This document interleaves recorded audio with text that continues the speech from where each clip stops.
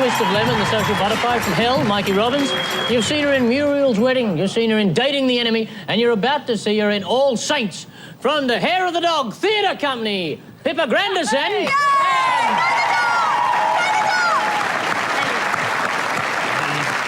And the man I'm proud to call my soulmate, Richard Feidler!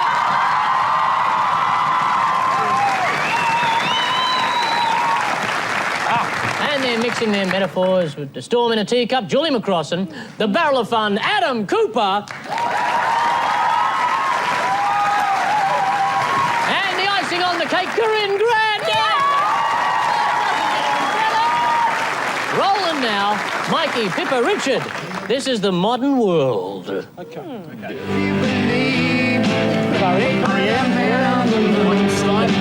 you believe, they put it down. Oh, that's Nixon's speech. Every human being looks up to the moon. Yeah. There's a story that came out this week. Yes? Because there's a thing called the Official Secrets Act. They have to keep things secret, hence the word secret. And they just found it on the moon, because they sent them up there. And it was the first time they'd sent people to the moon. That was why it's called the first moonshot. Yeah. This is going so well, isn't it? You've explained the concept of secrets and now the concept of landing on the moon. Segment 1, stating the obvious, we get 10 points. Do you know that most heart surgery is performed on hearts? But it wasn't 100% bet they were going to get them off.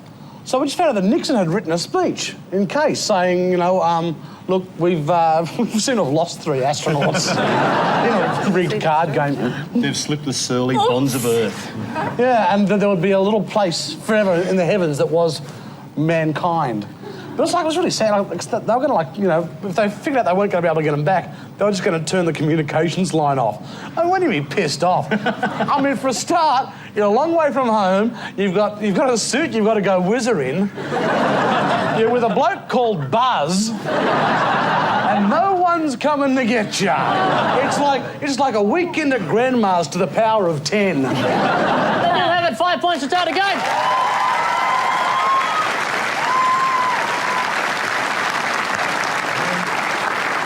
On the eve of the 30th anniversary of the first moon landing, it's been revealed the White House and NASA had secret contingency plans if Neil Armstrong and Buzz Aldrin got stuck up there. President Richard Nixon even had a pre-prepared speech that claimed the astronauts had died tragically from clogged arteries after eating too much of the double cream brie, which makes up the moon's surface. Why don't you put out some ears and a little tail when you say that? But these were only options. If all else failed, if there was a problem with the lunar module, NASA was still confident the astronauts could get a bit of a tow from Mr. Squiggle.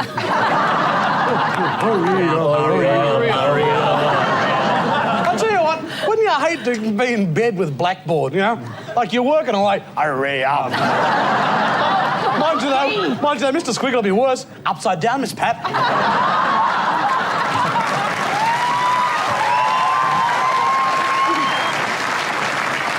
Julie, Adam, Corinne, some local modern world for you. Okie dokie.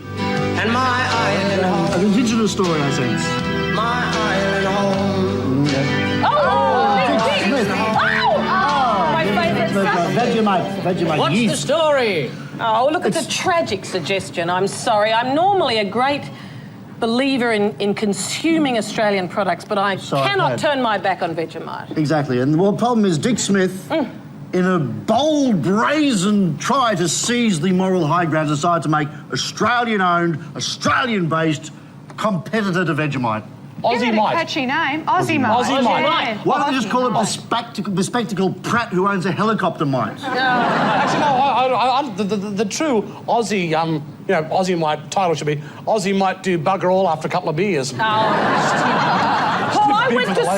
I went to school for 12 years. That's 5 days a week. I can't do the maths, but for a hell of a lot of times, I only have Vegemite on my sandwich. It's my favourite yeast extract. So your parents hated you, did they? My mother begged me to try jam. I said, no, Mum, it's Vegemite, and I'm not turning my back on it now just because Mr. Big Dick wants to make some...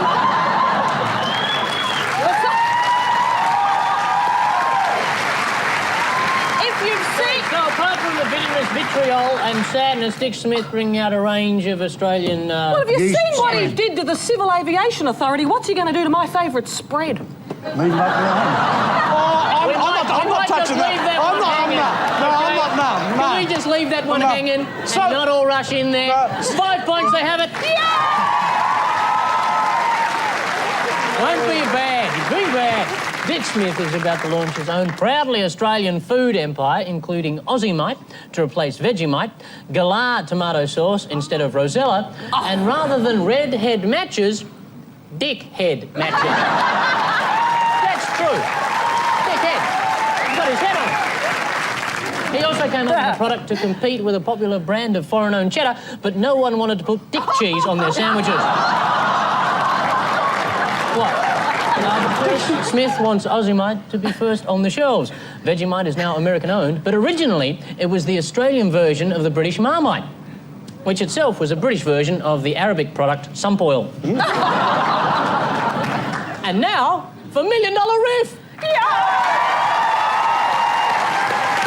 Oh, it's moving, it's grooving, it's happening. Before the show, we gave 2 members of each team the classic songs they'll now bring to life. Pippa and Richard, come on down!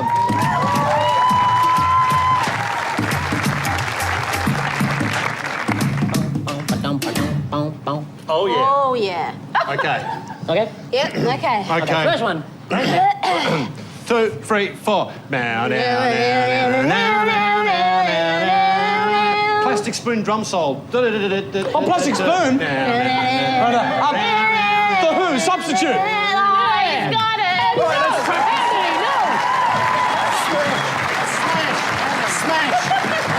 Hey, don't kick the desk! Get it down to Make way for a new generation, old man. Second one. Oh, it was like that in the group as well. You weren't in the Who. Oh, okay. Okay. Second one. All right. Ready? Oh, not again. Yes. Get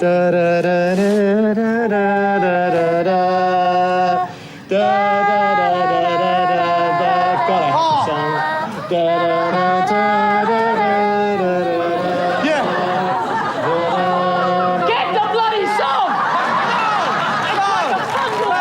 At the moment. Okay, it's that Hunters and Collectors, throw your arms around. Thank you very much.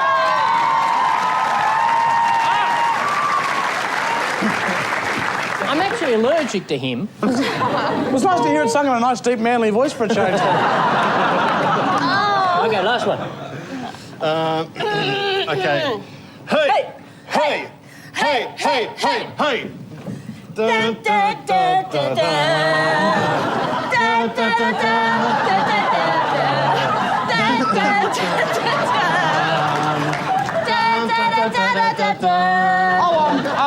Village people, Macho Man. Thank you very much.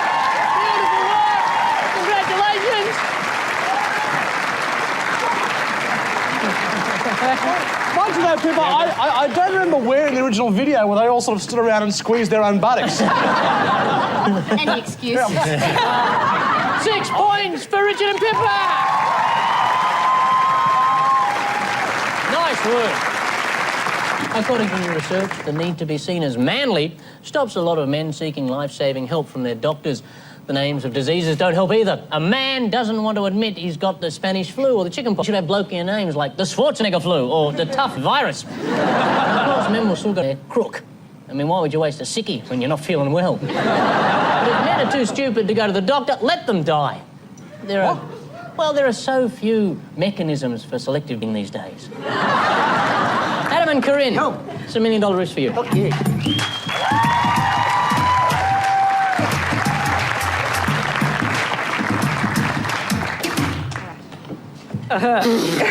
Yeah, that one. You're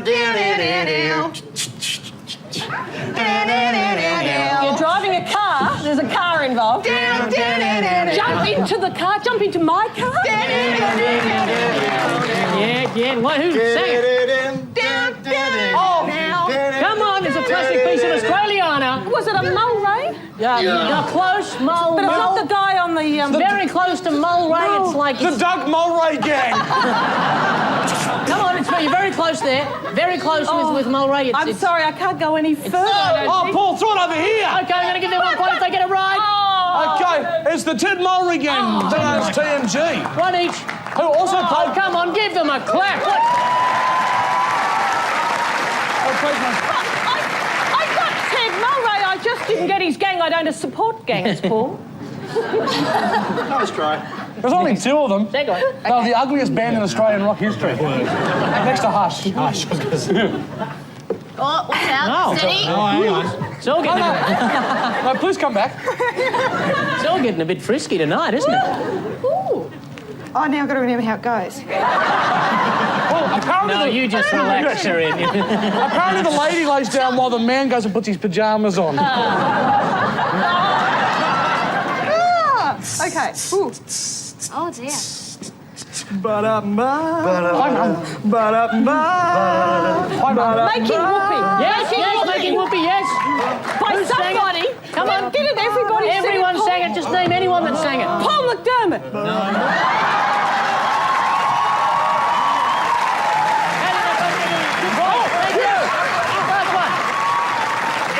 Eddie Cantor sang it originally. Richard has it right as well. And Frank Sinatra and everyone else under the sun. Okay, last one.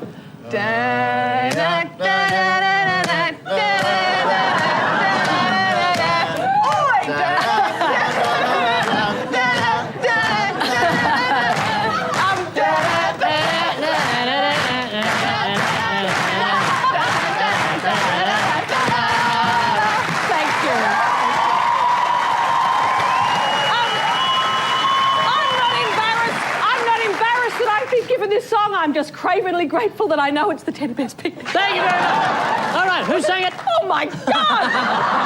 Humphrey B. Bear? Oh,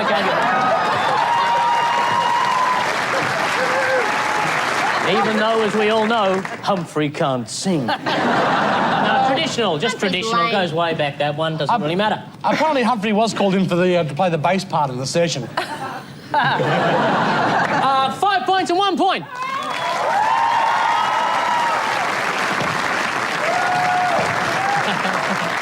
Did very well. Lovely work. Don't patronise us, but thank you. In Canada, a former scrap metal dealer has spent the last 13 years working on an anti-grizzly bear suit.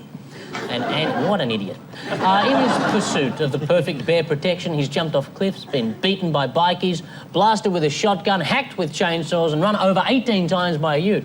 Yay! He's smarter than the average bear. But actually, not much else. Back in 1986, the lightweight Mark I suit had none of the safety features of the later models. It was made of silver foil and gaffer tape and was known among the grizzlies as the takeaway dinner suit. But it's important the new anti-bear suit can handle being run over by a ute 18 times. Grizzlies are buying utes more frequently these days. And their accident rate is really high because no one wants to teach them how to drive. The Robbins team are now on 12 points. The Crossan team, 10 points!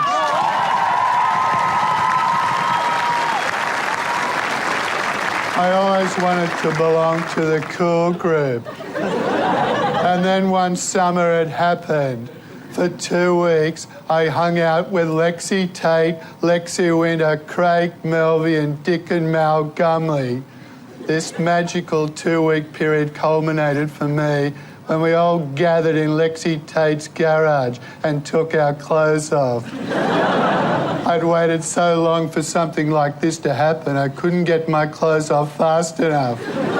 However, once I was naked, I panicked and I did a wee.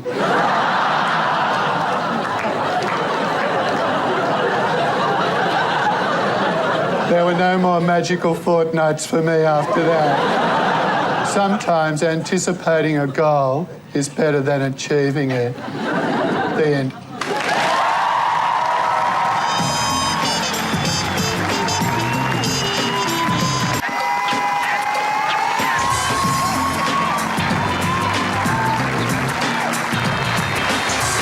Next cab off the rank is Rosebud. Pippa, your questions. The movie and Who Said It, please. You ready? Oh, yep. Go, Pippa. Go, Thank Pippa. you. Go, Pippa. You're wet. Oh, Hey, it's Saturday. no. Basic Instinct? No. Oh, sorry. You're wet. You're wet. You're wet. It's from It's from the Rocky Horror Picture Show. Yes. Oh, right. And it's the butt. Yes. Yeah, to Janet. Richard O'Brien. Riff Raff. Riff Raff, thank you very much. 2 points, Kath. Thank you. Starting off nice and strong.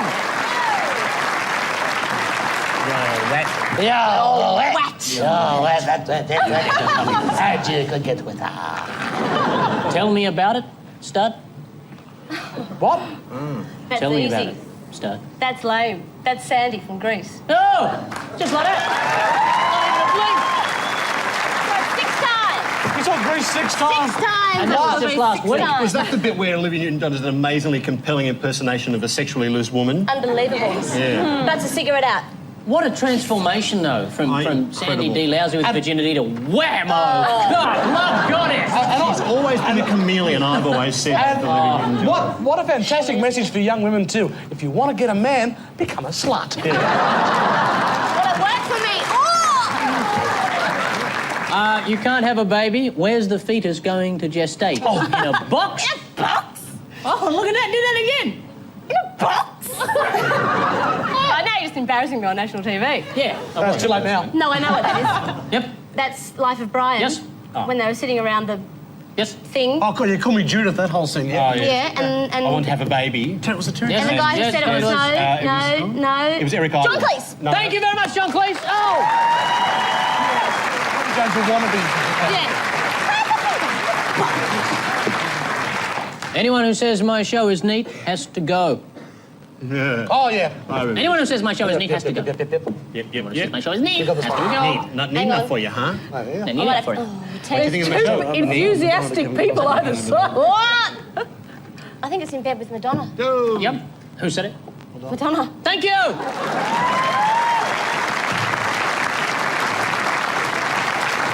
Was it Kevin Costner you said it to, I think? It could. He said, what do you think of the show? And he said, I thought it was neat. I said, no, gotta go now. Isn't that neat enough? I for you, thought huh? someone was making the bed blanket butty style. For a perfect 10, Oh, that'd be there isn't going to be any nanny. Pardon? There isn't going to be any nanny. Is there a goat involved? There's a goat somewhere. Is there a goat somewhere? Oh, Sound of Music. Yes. Oh, yes. Who said it? Oh, We're gonna be nanny. Da father? Captain Von Trapp. Yes. Thank you very much, Tony. And little trap. Mind you though, Paul, if you are going to ask, lines from famous movies, Sound of Music does have a very famous line, doesn't it? It does indeed. And we won't mention that one tonight. Perfect 10 for Pippa. In local cinema news, 2 Victorian physiotherapists are studying a condition called moviegoer's knee, caused by sitting in a confined space for long periods of time and affecting 1 in 4 Australians. Moviegoer's knee is more common in people who watch horror or pornographic films. During the horror movies, they hug their knees in moments of tension, and in the sex films, they keep trying to see if there's any way they could do that themselves. Actually, can I throw another one in too? Yep. Jaffa ears. This is an awful confession, but there was a boy I went to school with who, unfortunately, he had rather large ears, which meant that as the movie would start at the whole theatre we used to go to, you could really pick his head out. Jaffa! No, we'd always be nice. We'd always shout, incoming! Ping, ping, ping, ping, ping, ping, ping, ping, ping. I don't want any children watching this show to think they can now throw Jaffas in the cinema at ugly children. Oh, it's a waste of Jeff. But Paul, that boy did grow up to be the current Prime Minister of Australia. So there is a good chance. Other movie ailments include Shush's neck, caused by turning around and staring in the hope of shaming the people chatting in the seats behind you, and trouser diabetes from sitting in too many sugary soft drinks.